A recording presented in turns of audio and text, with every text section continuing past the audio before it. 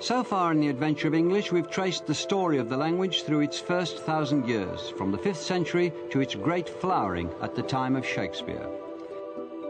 What began as a minor Germanic dialect had come to these shores with the Saxons, endured invasion by Vikings, and 300 years of suppression by Norman French, during which time English virtually went underground. It had even toppled Latin as the language of worship and philosophy, and by the Elizabethan age, English completely dominated this sceptred isle.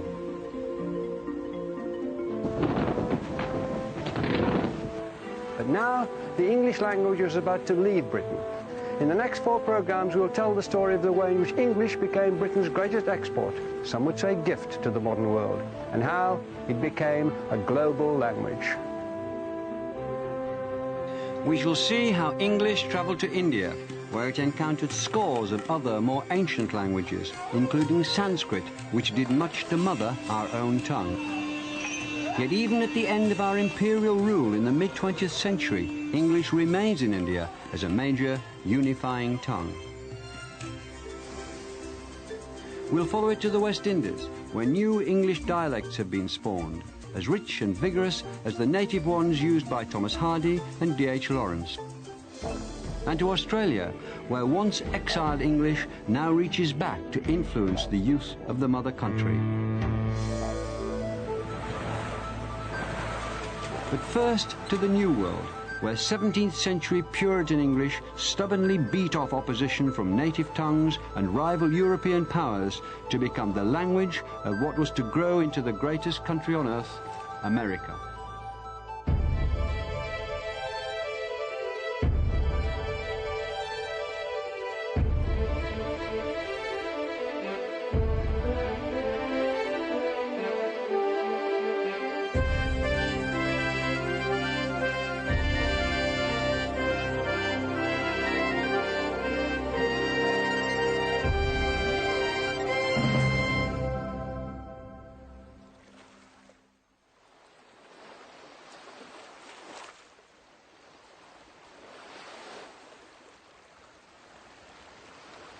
This was the newfound land. To the first settlers' eyes, this was a vast and, it seemed, empty space. And yet it's because of their first determined steps onto this soil nearly 400 years ago that English would one day speak for America.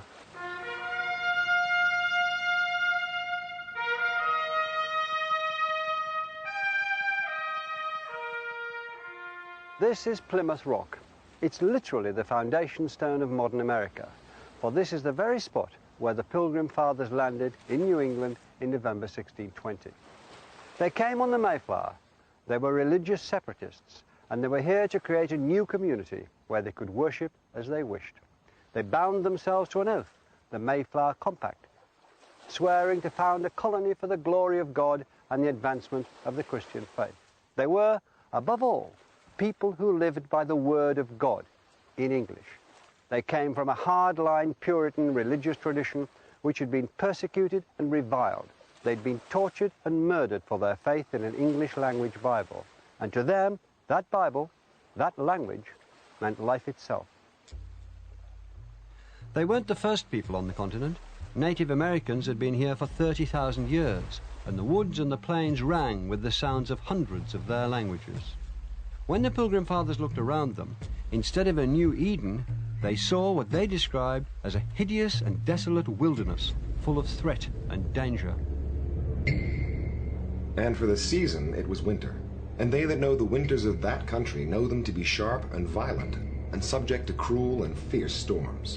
Dangerous to travel to known places, much more to search an unknown coast. Besides, what could they see but a desolate wilderness, full of wild beasts and wild men? And what multitudes there might be of them, they knew not. They were cold, hungry, and prey to sickness. Nearly half of the company of 144 died that first winter. It wasn't going to be easy to turn their oath into reality and to give English its toehold on the land. The Pilgrim Fathers had one advantage, though. They had come here to stay, and they wanted their settlement to be English. New England, they were to call it, but true England might have been more accurate. Their first move was to build a settlement, recreated here, Plymouth Plantation. They lived in terror of the supposedly wild men in the wilderness outside. But before they could even do that, they were to owe their survival to one of those wild men, and an extraordinary encounter with the English language. And whilst we were busied hereabout, we were interrupted. For there presented himself a savage, which caused an alarm. He very boldly came all alone up to the houses, where we intercepted him, not suffering him to go in, as undoubtedly he would, out of his boldness.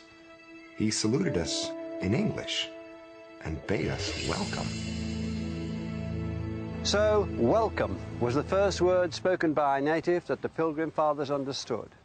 The man who'd come out of the wilderness had picked up some words from the English fishermen who worked the coast. Even more extraordinarily, he was able to introduce them to Tisquantum, or Squanto as he became known. He is the most important man in this chapter of the adventure of English. He'd been kidnapped by English sailors 15 years before, taken to London where he was trained to be a guide and interpreter and learned English. Then he managed to escape on a return visit. To the colonists, it must have seemed like a miracle. It was the most unlikely of all coincidences that they should have settled near the tribal home of the man who was almost certainly the only English speaker for hundreds of miles around. But for their extraordinary good fortune, the whole history of America might have been very different.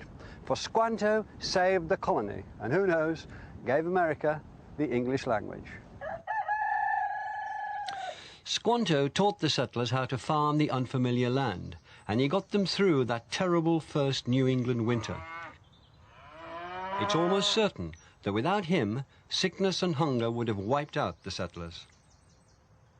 Against all odds, the English colony had been saved by an encounter with the English language. The adventure had planted its roots in American soil.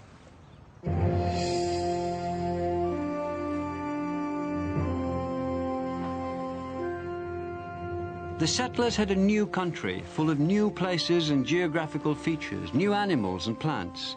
They needed words to describe them, and occasionally they turned to the native languages. Skunk was derived from the local language, and squash for the variety of pumpkin grown here. Squaw, meaning young woman, was a local word, as was papoose, a young child. And wigwam was another early borrowing from the local languages. But what's really remarkable is not that these words did enter the English vocabulary, but how few of them there were. For centuries, English had been borrowing words in their thousands from Latin, Danish, French, and every other language it had come into contact with. But here, faced with the richness of an entire continent, the English borrowed words not in thousands, but in handfuls.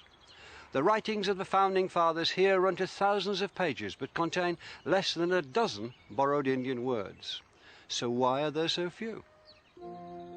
In a strange new country, the English settlers may have taken great comfort in making the objects around them at least sound familiar. Look at the names they gave the local terrain: Falmouth, Yarmouth, Boston, Cambridge, Billericay, Bedford, Taunton. They were trying to recreate the English shires in the American wilderness. And perhaps there was desperation here, as well as determination. But through language, their own, they would survive, as they had in the old country. So they put a wall between themselves and the native world. In the end, we must conclude that they were here to impose their habits and their language on the land, not to be changed by it. Words, God's good English words, were at the heart of the lives of the settlers here. Improper speech was a crime. Blasphemy, slander, cursing, lying, perjury, railing, reviling, scolding, swearing, threatening, treason, and defying authority were all offences. The colonists were trying to control the language, and this set the pattern for their teaching of English. And as New England grew, this was how they did it, with the New England Primer. A. In Adam's fall, sinned all. B. Heaven to find the Bible mind. C. Christ crucified for sinners died. D. The deluge drowned the earth around. E. Elijah. From the very beginning, Americans took immense care over the correct teaching of English. It was taught well and in a way that was highly religious, and this set the tone as English spread. It wasn't all going English's way, though. Other European powers were jostling for influence in the New World. Delaware, where a Swedish settlement had taken root, was conquered in 1655 by the Dutch Admiral Peter Stuyvesant and incorporated into the Dutch New Netherlands. His base, New Amsterdam, was in turn conquered by the British in 1664 and renamed New York. There was rivalry with the French, which turned into war. When it finally ended in 1763, Britain was given sole claim to the east of the continent and took a grip on the north in Canada. Even the Spanish colony of Florida came under British rule. But perhaps the real edge that gave English a stronger presence than the other European languages came not through the gun, but through the ploughshare. The Spanish, on the whole, concentrated on sending armies and priests to the New World and taking gold. The French were interested in sending fur trappers and trading with the natives.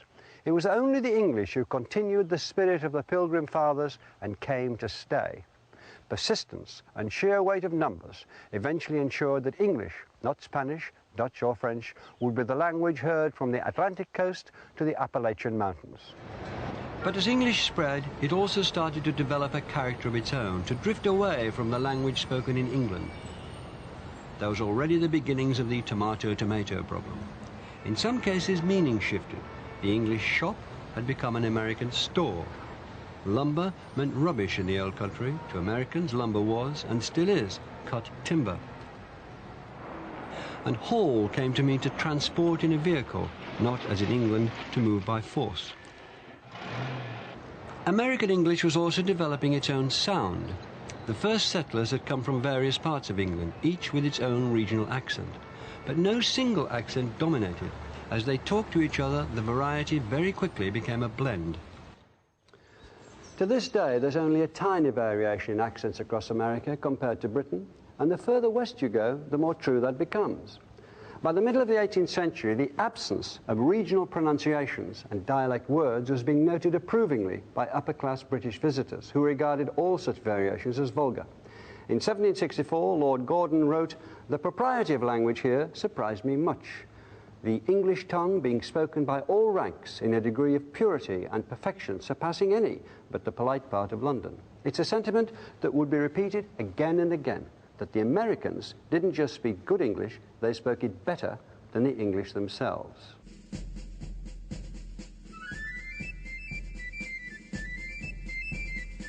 It wasn't only where language was concerned that the colonists began to stand up to the English. Tension was growing between them and the Crown. In 1775, here on this bridge at Concord in Massachusetts, 75 American volunteers confronted 700 British troops. One of them fired what has ever since been called, with a touch of hyperbole, the shot heard round the world. Revolution had begun. A year later, 13 colonies declared their independence and did so in perfect, what we might call classical English. We hold these truths to be self-evident, that all men are created equal, that they are endowed by their Creator with certain unalienable rights, that among these are life, liberty, and the pursuit of happiness. John Adams, who had become the second President of the United States, wrote of a future in which all Americans spoke the language equally well, in which eloquence would be the way to high office, and no one would be excluded because their speech betrayed inferior origins. It was the birth of a democratic ideal that's still part of the American myth, that anyone can become president. Everyone would have a presidential vocabulary and accent. This was no longer the King's English, but perhaps the people's English, and they wanted to set it in stone. This is another foundation of America, not a rock, but a little blue book. It was written by a schoolteacher called Noah Webster. Through the last years of the 18th century and the 19th century, it was sold in countless general stores like this one, stacked among the tins of molasses and sacks of beans, the snake oils, paraffin lamps and shovels. It soon became known as the American Spelling Book, or the Blue-Backed Speller. It sold at 14 cents a copy, and in its first 100 years it sold 60 million copies, more than any other book in American history with the exception of the Bible. This is one of the most influential books in the history of English. first word is academic. The first sound is A-C. Ac. Perfect. The next part is D-E-M. Dem. I-C. Ic. All together. Academic. Democratic. D-E-M. The hundreds of words and model sentences in Webster's book have been repeated by millions of children on countless occasions. All together. Democratic. Very nice. And the practice is thought to have changed the sound of the language. To this day, Americans tend to pronounce words with a far more even emphasis than the English, and in particular than the clipped vowels of the English aristocracy, whose influence Webster wanted to oppose. Where the English say cemetery, the Americans have cemetery. English laboratory, American laboratory. But pronunciation wasn't all that he influenced. It was from this book that America learned how to spell. Correct spelling came to be seen as a standard of education and civilization throughout America, and it still is today. And the spelling bee became part of the life of every town and village. This morning we're going to start our spelling lesson with practice for the spelling bee that we're going to be doing. The first word is syllable. Sometimes when you study words, you might break them into a syllable pattern. Webster's book standardized spelling across America, and he also tried to improve on inconsistent and illogical spellings.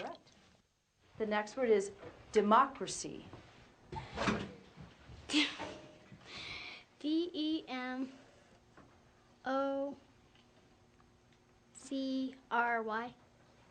Under Webster's system, honor, color, and a score of similar words lost their U. Double letters were reduced to single ones, like the L in traveller or the G in wagon. ER replaced RE as the ending of theatre or centre. Defence with the C became defence with an S. Axe lost its E. Axe. A-X. Perfect. I see you've all been doing your homework.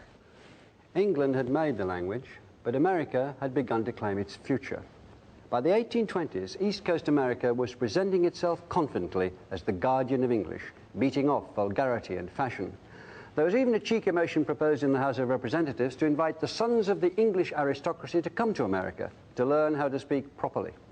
Americans felt they'd kept the English language pure for 200 years, so pure that they were still using words the English had dropped, words like a greenhorn, burly, deft, scant, talented, and likely. Americans still say sick to mean ill, not just nauseous. They say fall, meaning autumn, just as the English did once.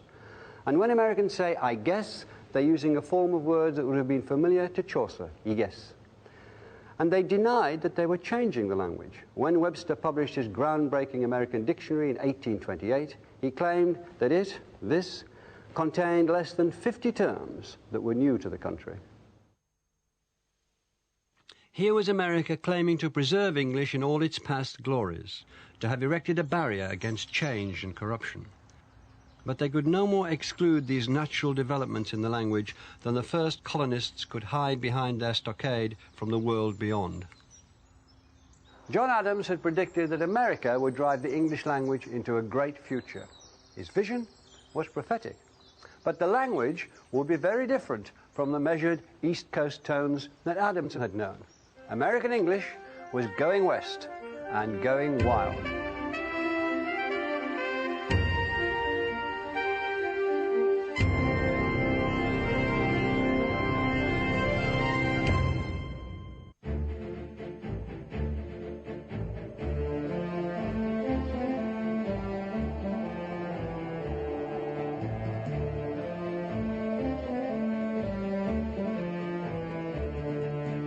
In 1804, the United States purchased what was then called Louisiana from the French for 3 cents an acre, and more than doubled the size of the country overnight.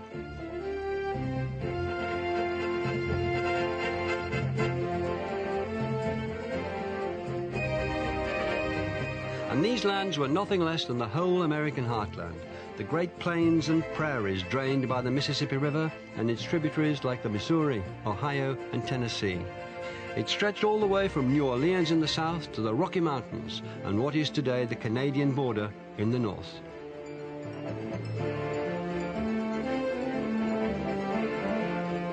Jefferson, the president, sent an expedition of 45 men under the leadership of Captains Meriwether Lewis and William Clark into the unknown interior in search of a navigable river route to the west coast.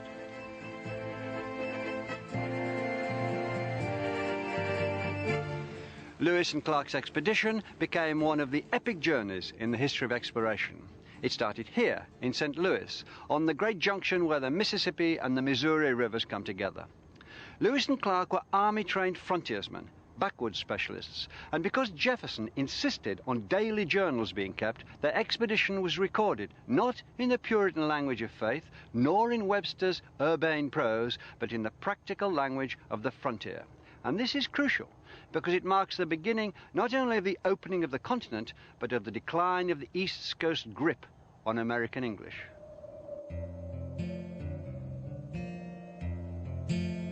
We finished butchering the buffalo, and on my return to camp, I trod within a few inches of a rattlesnake, but fortunately escaped his bite.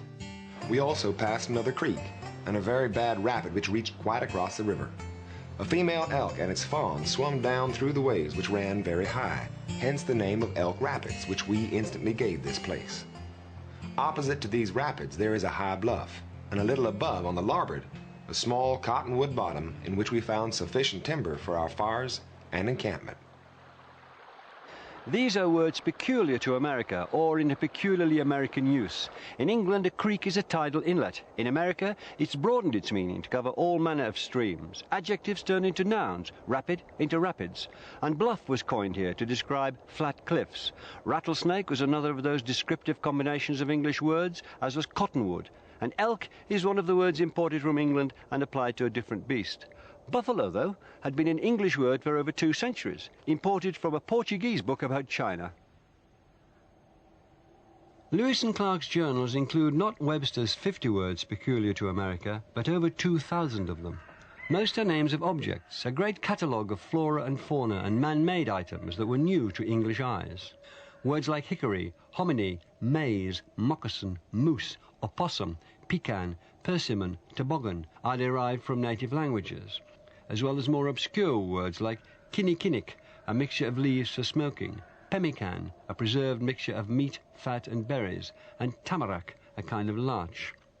Others are English coinages with descriptive properties of their own.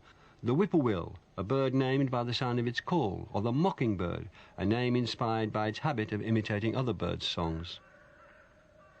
And there are hundreds of names made by combining existing English words from black bear, bluegrass, bottomland, backtrack, box alder, brown thrush, buckeye, bullfrog, bald eagle, and blue jay, to sapsucker, snowberry, snowshoe, sugar maple, whistling swan, timberland, tumblebug, turkey buzzard, and yellowjacket.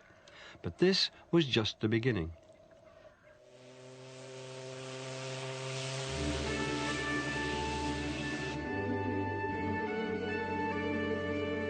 In the wake of Lewis and Clark, the great rivers became America's superhighways. Once, this quayside in St. Louis, the gateway to the west, bustled with scores of paddle steamers taking new settlers to the new lands. This was the hub of the frontier in the 1830s and 40s. The very word immigrant is an American invention. Vast migrations of people had never been a huge factor in the old world, but it was the defining experience of the new one. And new settlers brought new linguistic energies. The Pilgrim Fathers had come primarily from the south and east of England, but 2 centuries on, Americans were as likely to come from Scotland, escaping the aftermath of the Highland clearances, or from Ulster, often driven out by famine, high rents, religious intolerance, or simply looking for the chance to make a new and better life. As many as half the population of Ulster crossed the Atlantic, and many kept moving west. They became a major part of the rich mix of people who were creating a new American country and a new American voice.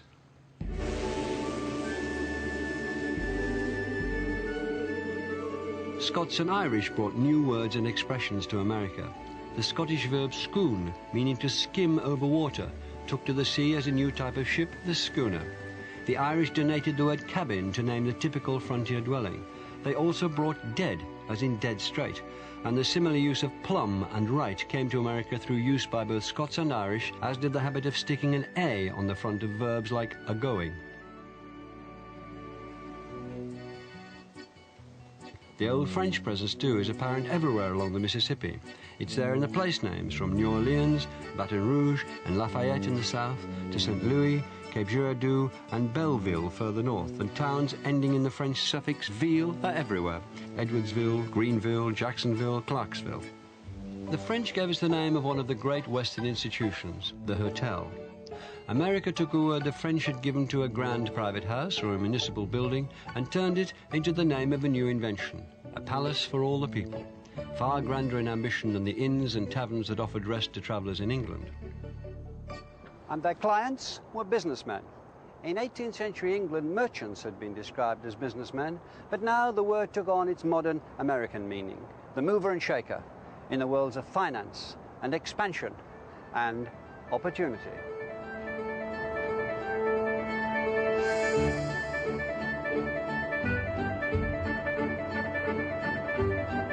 The country was on the move and on the make.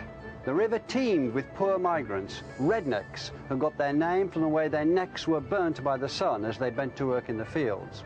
Because they couldn't afford the steamboat fare, they travelled on rafts, which they steered with oars called riffs, so they were known as the riffraff. On board boats like this one, richer travellers were in turn regarded as highfalutin because of the high fluted smokestacks that carried soot and cinders well away from those passengers, and also perhaps because of the stovepipe hats those dudes wore. They bestrode the Texas deck, the biggest on the boat. Ready to play? Gentlemen, this is 5-card stud. Gambling was a favourite activity among the riverboat passengers. Pass the buck and the buck stops here both come from such card games. The buck was a buckhorn-handled knife passed round to show who was dealing. And they're just the start of the phrases that American gamblers gave to the language in the middle of the 19th century. I'm assuming you have an ace. Deal became part of phrases like square deal, new deal, fair deal, raw deal. Dealer will take 3. Big deal, no big deal. And raise it 3.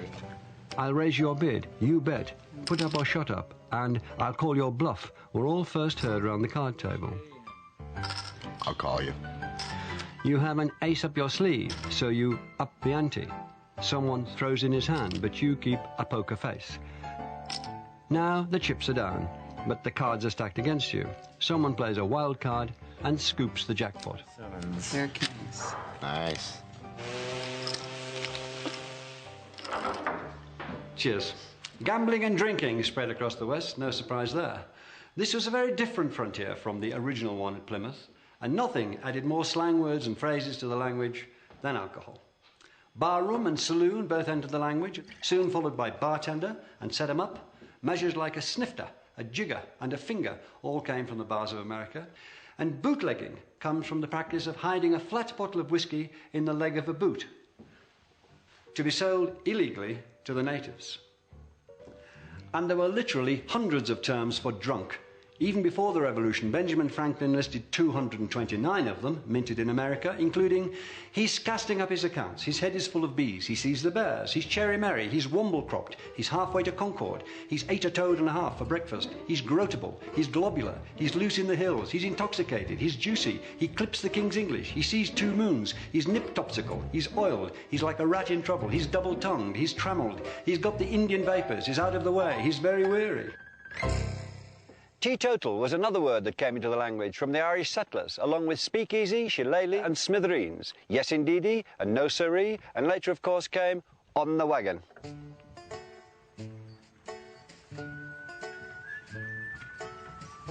Westward expansion had long been the cause of land disputes between the settlers and the natives, and once they left the great rivers for the wagon routes like the Oregon and the Santa Fe trails, contact and often friction between migrants and Indians increased.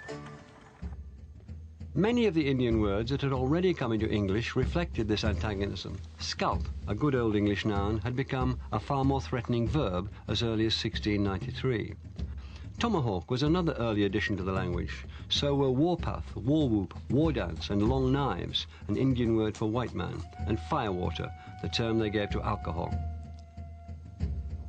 Phrases like no can do or long time no see are literal translations from Indian languages.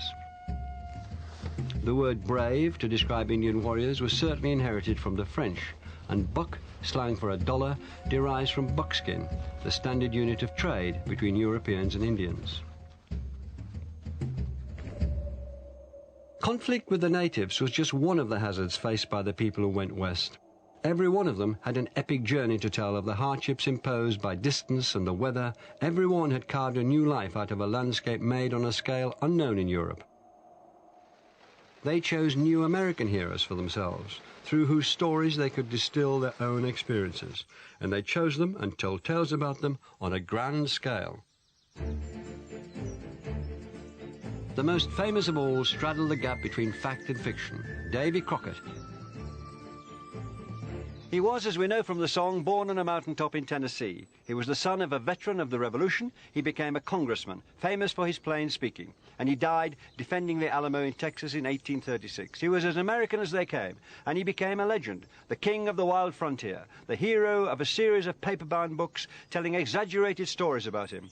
This fictionalized Crockett was the first great exponent of a style of speech as big as the country, called tall talk. When he opened his mouth, he made the forest shake. These is times that come upon us like a whirlwind and an earthquake. They are come like a catamount at full jump. We are called upon to show our grit like a ball lightning against a pine log, to exterminate, mollify, and calumniate the foe. Pierce the heart of the enemy, cram his pesky carcass full of thunder and lightning like a stuffed sausage, and turtle him off with a red-hot poker. And while the stars of Uncle Sam and the stripes of his country wave triumphantly in the breeze, where is the craven, low-lived, chicken-bred, toad-hopping, red-mounted, bristle-headed mother son of ye who will not raise the beacon light of triumph, snouse the citadel of the aggressor, and squeeze ahead to liberty and glory? Confidence bred ornate Baroque words, shebang, shindig, and slumgullion, kaflop, kabang, and kathump. An American need not simply leave hurriedly, he could absquatulate or skedaddle. He didn't just use something up, he exflunkitated it. The language was hunky-dory, rambunctious, splendiferous. Its vigour was in speech, and that habit of coming up with vivid verbal images has left us with many that figure in everyday talk. It's not my funeral if you fly off the handle because you have a chip on your shoulder and an axe to grind. I won't sit on the fence and dodge the issue. I won't fizzle out. I won't crack up. No two ways about it. I'll knuckle down and make the fur fly. I'll go the whole hog and knock the spots out of you, and you'll be a goner. You'll kick the bucket. So face the music. You're barking up the wrong tree. You won't get the drop on me. I'm in cahoots with some people with the know-how. Keep a stiff upper lip and have the horse sense to pull up stakes, okay? Within 2 generations of the opening of Louisiana, the American language had been reborn. No legislator sitting in a library in one of the eastern states could have hoped to arrest its exuberant progress. It's a fact that the biggest author of the language is Anon. This was the democratic language that Adams had foreseen, but democracy meant that everyone threw in their 2 cents worth, and the old conservative values were trampled in the movement west. And never quicker than when gold was discovered in them thar hills.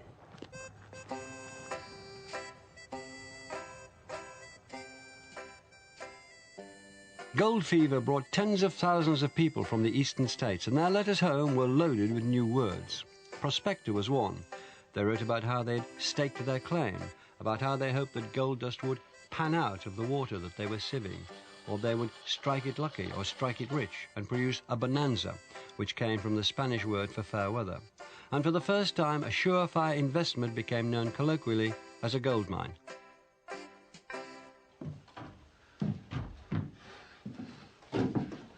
And the gold rush gave us 2 words that became far more famous in the 20th century. When a certain Levi Strauss started to make hard-wearing clothes for miners, he used a cloth called jean fustian, originally made in Genoa. Levi's and jeans have been as American as Stars and Stripes ever since. The arrival of the railroad was what really opened up the country, and it created the industry that gave the West its most characteristic vocabulary. It was a certain Joseph McCoy who had the idea of driving cattle often hundreds of miles to railheads so that they could be exported to the markets back east. Previously, they'd only been butchered for local use. Overnight, McCoy became immensely rich. So rich, the story goes, that other envious souls used to try to pass themselves off as the man who had such a simple but brilliant idea. And so he developed the habit of introducing himself to strangers as the real McCoy. He gave the world a catchphrase, and he also gave it the cowboy. English had known the word cowboy since the 18th century, but now it took on a new currency and a new meaning. McCoy's brainwave turned the cattle industry into a license to print money and the cowboy into a national icon. Cowboys had been working near the Mexican border for years, picking up Spanish words, which now drove north with them. Ranch comes from the Spanish, as does corral, where horses or cattle were penned. Mustang, bronco, and the more humble burro, the chaps, sombrero and poncho they might wear, the cinch that secured the saddle, the lariat and the lasso they used to rope cattle, the sierras, mesas and canyons they rode across, the cries of vamoose and pronto, the stampede that they feared, and the rodeo where they drove the cattle together, all came from Spanish. The language of the West has become the standard idea of what American English is like, completely overtaking the proper speech of the East. And the man who is virtually single-handedly responsible for this was one of the greatest showmen and boosters of them all. He was William F. Cody, Buffalo Bill, and he chose to be buried here, on the hills above Denver, where the Rockies rise steeply out of the Great Plains. He turned the frontier experience into an epic entertainment, Buffalo Bill's Wild West. The extravaganza featured live elk and buffalo, real Indians attacking a stagecoach, sharpshooting displays, musical cowboys in spotless outfits that had never seen a cattle drive, and a reenactment of Custer's last stand at Little Bighorn, in which Buffalo Bill himself arrived on the scene just too late to save the day. It was nonsense, and it was a smash across America and Europe for 30 years, long after Indian resistance had ended and the last buffalo herd had been massacred. It created a vogue for the language of the West and began a line of Western myth that kept that language alive through countless books and films. And the dreams of luxury and optimism became an enduring fantasy of a Western El Dorado, an Eden, somewhere over the rainbow, or at least the next county line. It's all there in a little song about the hobos, another good frontier word, who rode the railways west in search of their own American dream. In the big rock candy mountains, you never change your socks, and the little streams of alcohol come a-trickling down the rocks. The brakemen have to tip their hats, and the railroad bulls are blind. There's a lake of stew and a whiskey, too. You can paddle all around them in a big canoe in the big rock candy mountains. But there was another group of Americans who'd never been invited to share that dream, the black slave population of the South. And they spoke about their experiences in a very different language. I'll see you all this coming fall in the big rock candy mountains.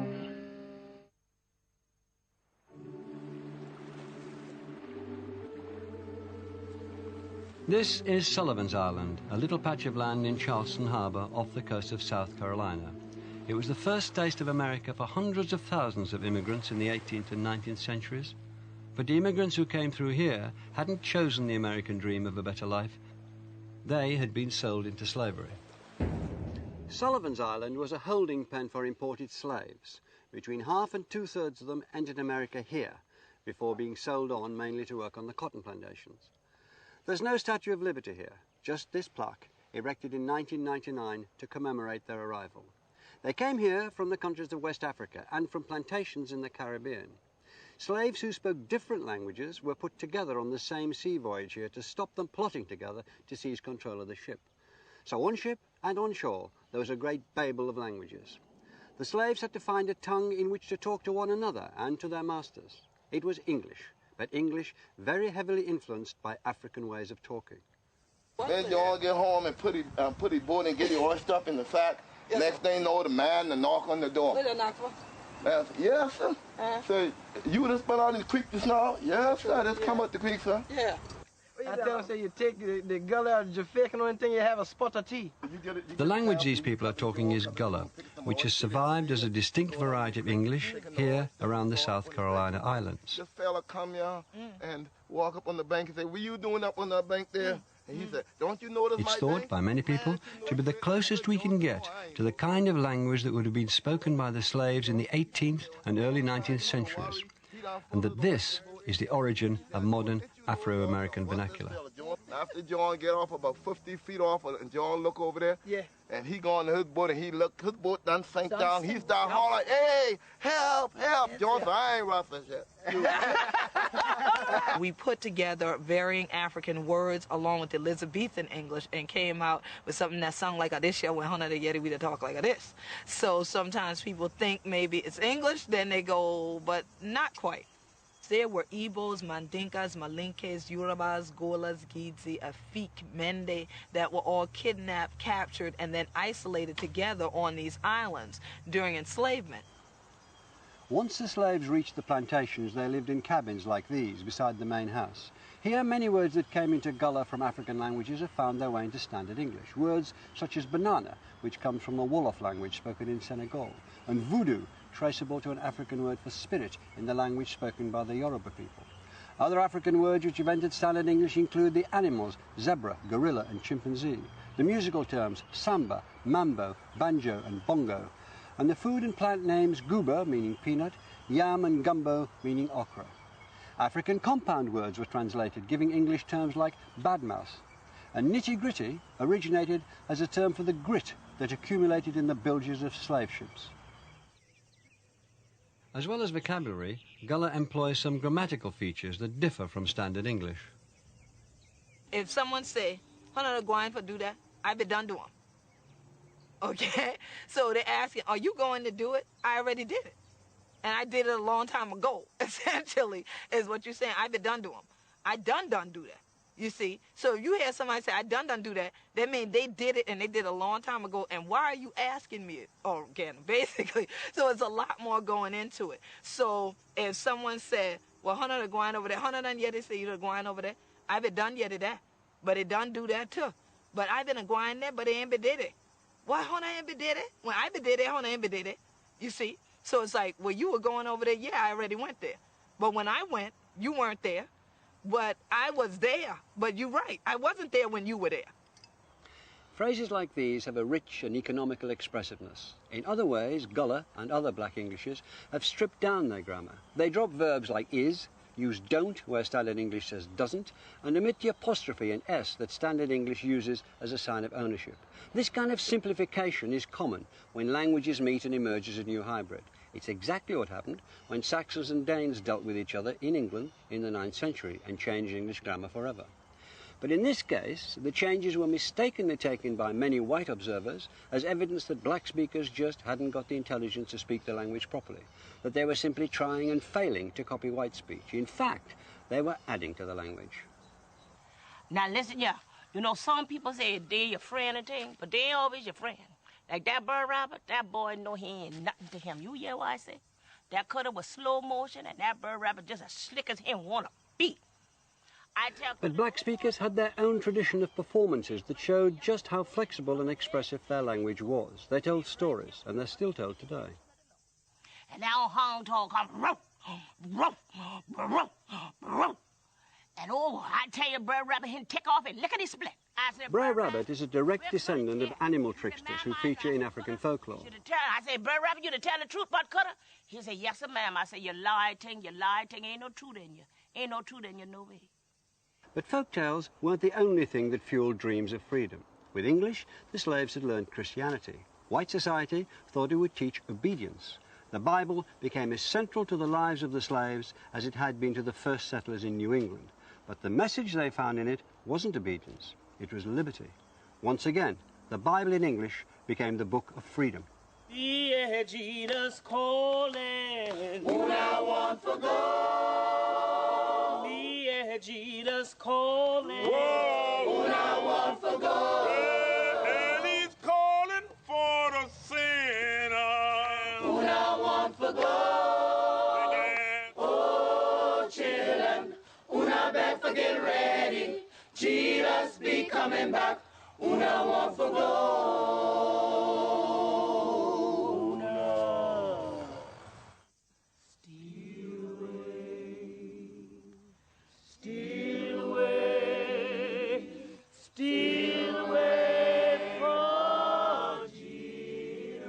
By the first decade of the 19th century, the American states in the North had abolished slavery.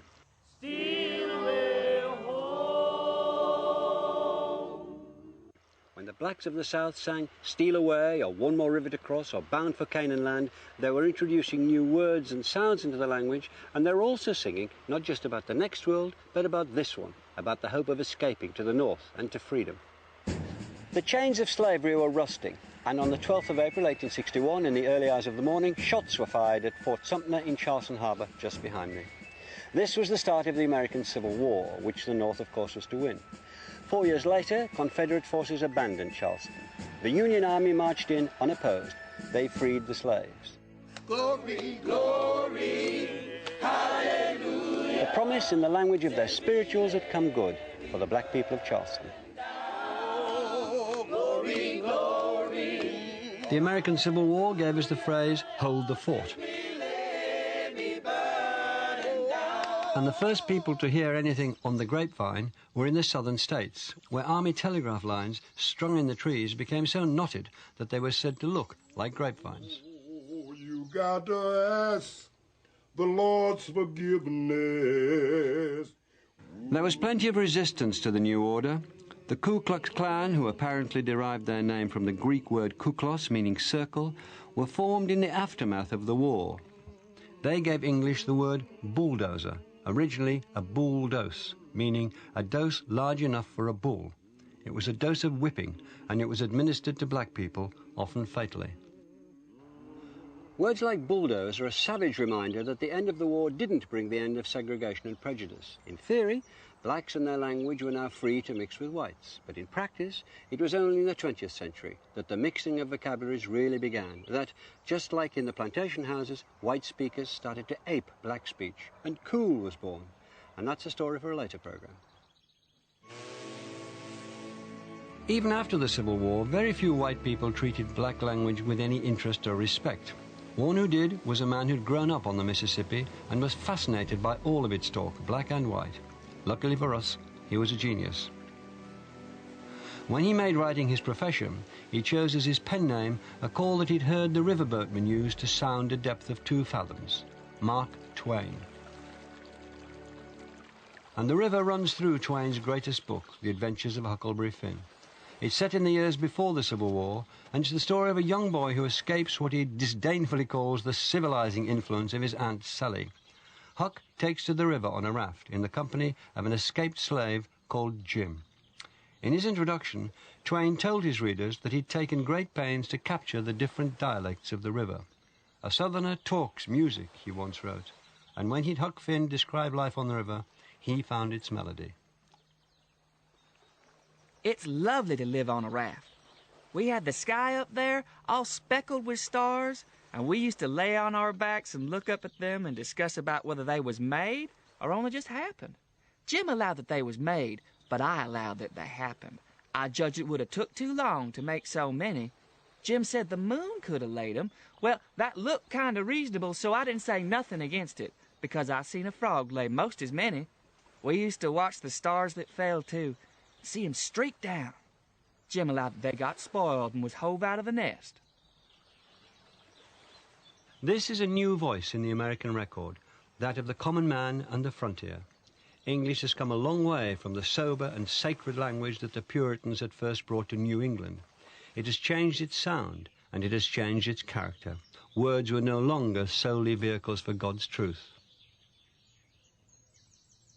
There were also words that offended. The East Coast wasn't yet ready to relinquish its self-appointed role as guardian of the language. Back here at Concord, the cradle of the Revolution, the civilized Aunt Sallies, who sat on the Library Committee, banned Huckleberry Finn for its vernacular language. It was, they said, couched in a rough, ignorant dialect, and that there was a systematic use of bad grammar and an employment of inelegant expressions. But though the Library Committee might call Twain's language vulgar, it couldn't ban the vigour of English that had grown up away from the East Coast, American English. Huck's closing words defied their attempts to control it. There ain't nothing more to write about, and I am rotten glad of it, because if I'd have known what a trouble it was to make a book, I wouldn't have tackled it and ain't a-going to no more.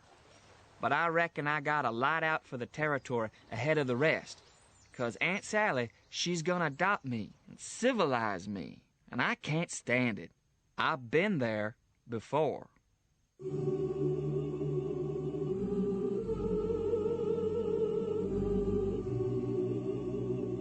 And the vigour continued to increase in the late 19th century.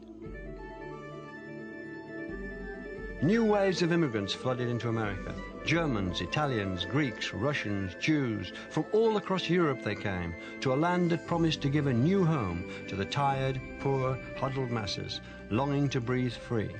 To become American was their dream, and for almost all of them, that meant that they wanted their children to speak the language of the new country. They would power the adventure of English into the 20th century.